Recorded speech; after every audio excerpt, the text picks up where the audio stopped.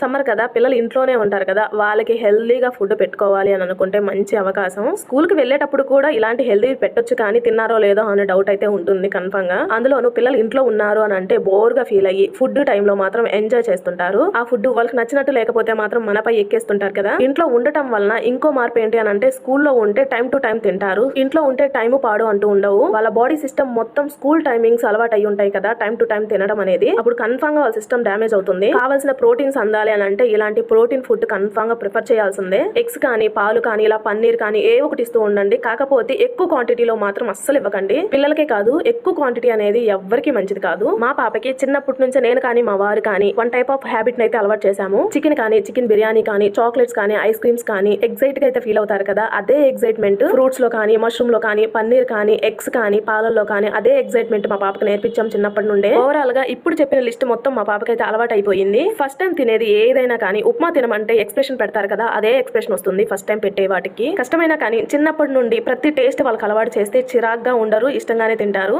ఇష్టంగా డిసిప్లైన్ గా తినేది ఏదైనా కానీ వంట పడుతుంది. సర్లేండి, నేనైతే పూరి కాంబినేషన్ లో పన్నీర్ మష్రూమ్ కర్రీ అయితే ప్రిపేర్ చేశాను. చాలా టేస్టీగా కుదిరింది. ఇలాంటి కాంబినేషన్ ఎంతమందికి ఇష్టమో కామెంట్ చేయండి. ఈ వీడియో నచ్చితే మాత్రం లైక్ చేసి, షేర్ చేసి, సబ్స్క్రైబ్ చేసుకోండి.